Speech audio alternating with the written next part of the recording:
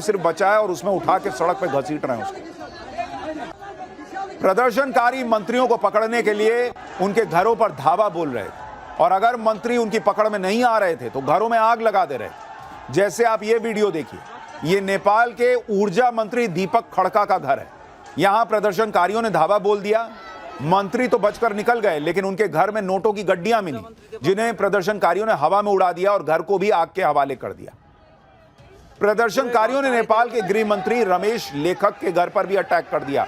गृह मंत्री, home minister, जिसके पास पूरी पावर होती है, जिसकी रिस्पॉन्सिबिलिटी होती है कानून व्यवस्था की, आप देखिए गृह मंत्री का घर अटैक कर दिया और कल ही उन्होंने इस्तीफा दे दिया था। लेकिन प्रदर्शनकारी इतने गुस्से में थे कि उन्होंने गृह मंत्री के घर में तोड़फोड़ की, घर का सामान बाहर सड़क पर पटक दिया और फिर वहां आग लगा दी। देखिए कैसे सब घुस गए, पूरा सामान उठा उठा के बाहर लाए और वहां पे पटक के वहीं आग लगा दी। कोई मंत्री छोड़े नहीं, मंत्री नहीं मिला तो घर छोड़े नहीं, ये हालत थी भीड़ की। यहां तक कि भीड़ ने आज नेपाल के प्रधानमंत्री का घर भी फूंक दिया। केपी ओली के निजी आवास को भी प्रदर्शनकारियों ने आग के हवाले कर दिया। ओली का यह घर काठमांडू बख्तपुर में है जहां प्रदर्शनकारियों ने घुसकर इसे आग लगा दी। पूरा घर आग की लपटों और काले धुएं से गिर गया। आप तस्वीर देखिए, फुल फ्रेम दिखाइए किस तरह से आग लगाई गई। पीएम का घर है। प्रधानमंत्री ओली के घर को आग के हवाले करने के बाद प्रदर्शनकारियों ने सेलिब्रेट भी किया, डांस करके खुशी का इजहार किया। जलते हुए घर के सामने प्रदर्शनकारी कैसे खुशी मना रहे थे, आप उसकी तस्वीरें देखिए। केपी ओली का हाल वैसा ही हुआ जैसे बांग्लादेश में, आपको याद होगा, शेख हसीना का होगा। नेपाल में सेम पैटर्न दिख रहा है जो बांग्लादेश में हुआ था। शेख हसीना को भी जैसे तैसे लास्ट टाइम पर सेना ने बचाया था, वैसे ही ओली को लास्ट टाइम पर सेना बचा कर ले गई। नेपाली सेना के हेलीकॉप्टर में सवार होकर केपी ओली देखिए कैसे भाग रहे हैं। जैसे शेख हसीना भागी थी वैसे ही केपी ओली भागे हैं। ओली ने आर्मी चीफ अशोक सिगडेल की सलाह पर कुर्सी छोड़ी। बताया जा रहा है कि ओली को इस वक्त नेपाली आर्मी ने गुप्त जगह पर छिपाया हुआ है, लेकिन दावा किया जा रहा है कि ओली नेपाल छोड़कर दुबई चले गए। ओली के इस्तीफा देने के बाद भी नेपाल के लोगों का गुस्सा शांत नहीं हुआ। केपी ओली के खिलाफ नेपाल के युवाओं के दिल में कितनी नफरत भर गई है, आप पहले इसको सुनिए, फिर आपको दिखाता हूं कि भीड़ ने आज जो किया है, आपने देखेंगे तो आपके रोंगटे खड़े हो जाए। इसका मोटिव यही है कि ओली को रिजाइन करें। नहीं, उसको रिजाइन करने से कल जो जितने लोग मरे थे वो वापस आ जाएंगे क्या? तो क्या चाहते हैं आप लोग? वो उसे ना इसी तरह से, जिस तरह से टायर जलाया गया है ना, उसी तरह से जला देंगे ना तो वो खुश हो जाएंगे, सब खुश हो जाएंगे। इसी तरह के भी ओली को जलाएंगे ना तो सब खुश हो जाएंगे। वरना उसको रिजाइन करने से, उसने राजीनामा देने से कुछ नहीं होने वाला। कल जो लोग थे वो वापस आएंगे क्या? जितने मरे बेचारे, इतने सारे छोटे छोटे बच्चे मर गए थे, वो वापस आ जाएंगे क्या? इसीलिए उसे राजीनामा देने की जरूरत नहीं है। खुद अपने आप को आग लगा दे, वो अच्छा बात होगा।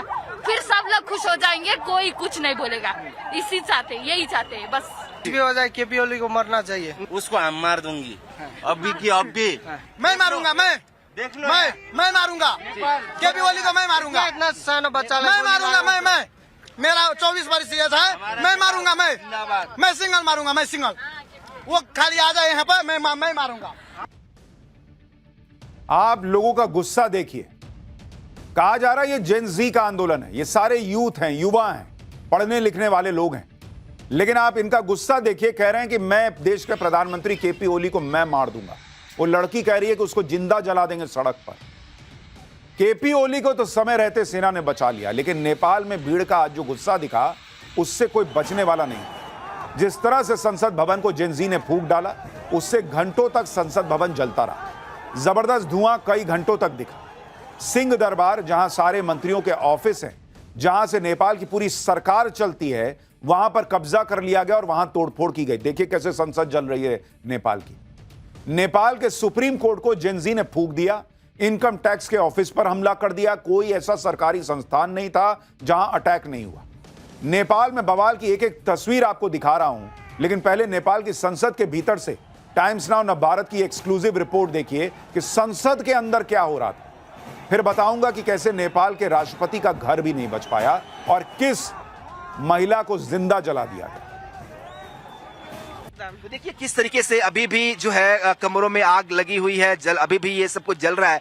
और ये तमाम लोग जो यहाँ पे पहुंचे हुए हैं वो उनका मानना है कि जो उम्मीद थी, जिसके लिए लड़ाई थी, वो पूरा कर ली है। देखिए ये गाड़ियां हैं जो आग के हवाले कर दी गई हैं। इसके अलावा देखिए कमरों के अंदर आग है, बिल्कुल हर तरफ जो है आग ही आग है। आपको आग और धुआं, यही दो चीजें जो है ये पूरे पार्लियामेंट के अंदर दिखाई देंगी। जो संसद है उसको आग के हवाले कर दिया गया है इस वक्त, और लगातार ये तस्वीरें आपको यहाँ दिखाई देगी। हर तरफ आग और धुआं है। ये हालात जो है वो नेपाली संसद का है, जो पार्लियामेंट हाउस है इनका, वहां के हालात है। ये व्यवस्था परिवर्तन की बात कर रहे हैं और पूरे परिवर्तन में आपको दिखाई देगा किस तरह से पूरे इस इलाके को आग के हवाला किया। देखिए पूरा जो है आपको सिर्फ धुआं ही धुआं दिखाई देगा हर तरफ। सिर्फ संसद भवन की बात नहीं है, भीड़ ने तो वहां के राष्ट्रपति का घर भी नहीं छोड़ा। प्रदर्शनकारियों का गुस्सा राष्ट्रपति रामचंद्र पौडेल के घर पर फूटा। प्रदर्शनकारियों ने राष्ट्रपति पौडेल के घर पर भी कब्जा किया और उनके घर को आग लगा दी। इस वीडियो में आप नेपाल के राष्ट्रपति आवास को जलते हुए देख सकते हैं कि प्रेसिडेंट का घर जला दिया। ऐसा नहीं है कि सिर्फ मौजूदा सरकार के मंत्रियों पर ही गुस्सा फूटा, सिर्फ उन्हीं की पिटाई हुई या उन्हीं के घर जलाए गए। चाहे मौजूदा मंत्री हो या पूर्व नेता, सब पर भीड़ का गुस्सा फूटा।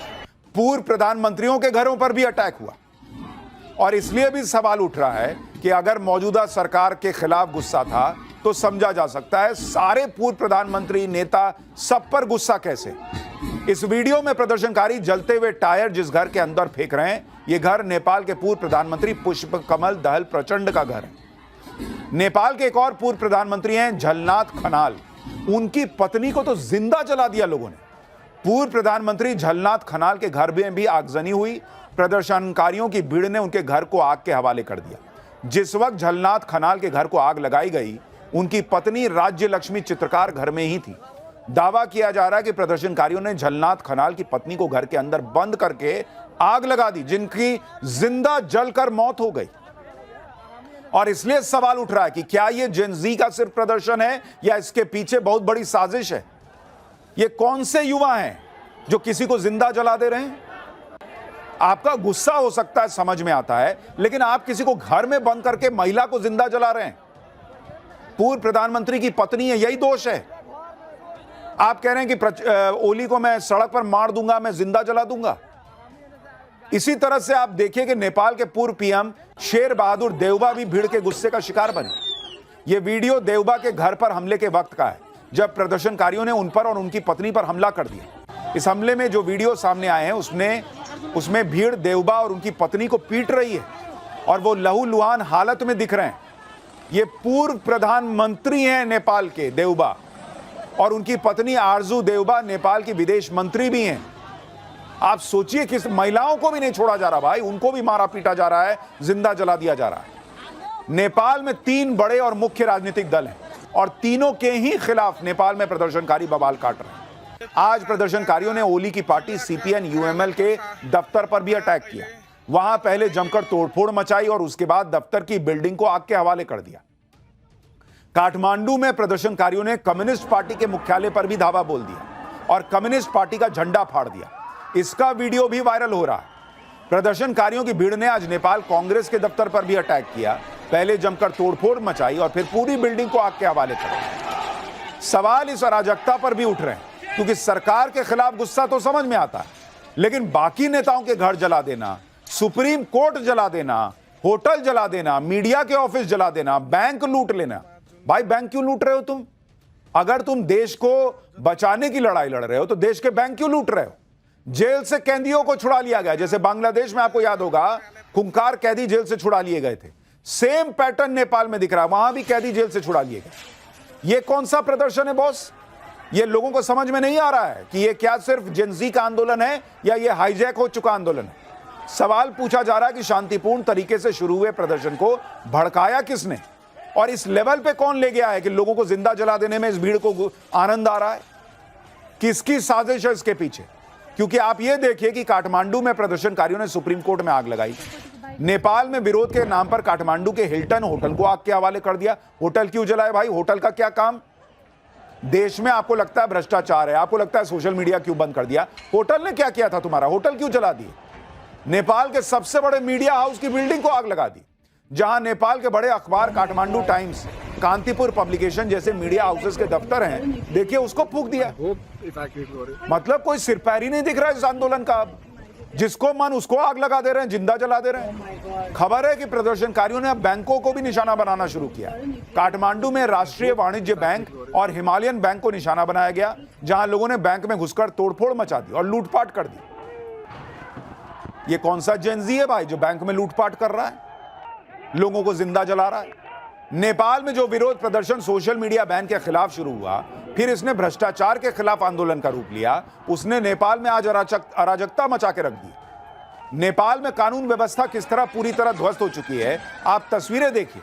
ये तस्वीरें काठमांडू की कैलाली जेल की हैं, जहां प्रदर्शनकारियों ने अटैक कर दिया और जेल की गाड़ियां तोड़ दी। जेल पर हमले के बाद पुलिस और जेल स्टाफ जान बचाकर भागे और जेल में बंद सैकड़ों कैदी फरार हो गए। अब अगर ये आम लोगों का आंदोलन है, ये कौन से आम लोग हैं बॉस जो कैदी को छुड़ा ले रहे हैं? ये सवाल मन में नहीं आएगा। ये सवाल पूछने की वजह इस आंदोलन की तस्वीरें दे रही हैं कि कौन से आम लोग हैं जो किसी आम आदमी को जिंदा जला दे रहे हैं, कौन से आम लोग हैं जो बैंक लूट ले रहे हैं, ये कौन सी आम पब्लिक है जो कैदी को छुड़ा ले रही है। नेपाल के कोटेश्वर में तैनात 3 पुलिस अधिकारियों की प्रदर्शनकारियों ने बेरहमी से हत्या कर दी। ये कौन सी पब्लिक है बॉस जो पुलिस को मार दे रही है? आम पब्लिक हत्यारी बन गई। कई जगह पर पुलिस वालों से प्रदर्शनकारियों ने हथियार छीनने की कोशिश की। आप देखिए, बंदूक छीन लिया इन लोगों ने। सवाल उठ रहा है कि नेपाल के लोग अगर सरकार और पॉलिटिकल सिस्टम से गुस्सा है, तो प्रदर्शन के नाम पर कानून व्यवस्था को चुनौती क्यों दी जा रही है? और कौन सी नॉर्मल पब्लिक होती है बॉस जो किसी को भी मार देती है? आम आदमी का हाथ कांपेगा किसी को जिंदा जलाने में, ये लोग जिंदा जला दे रहे हैं।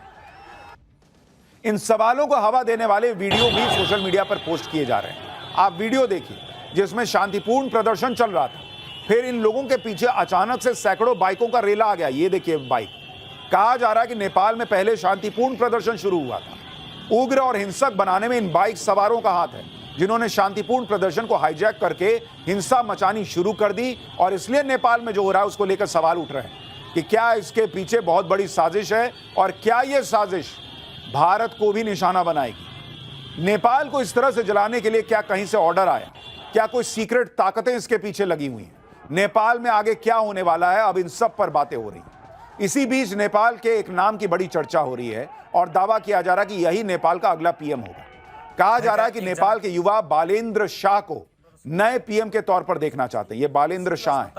बालेन्द्र शाह बालेन शाह के नाम से जाने जाते हैं। बालेन शाह काठमांडू के मेयर हैं।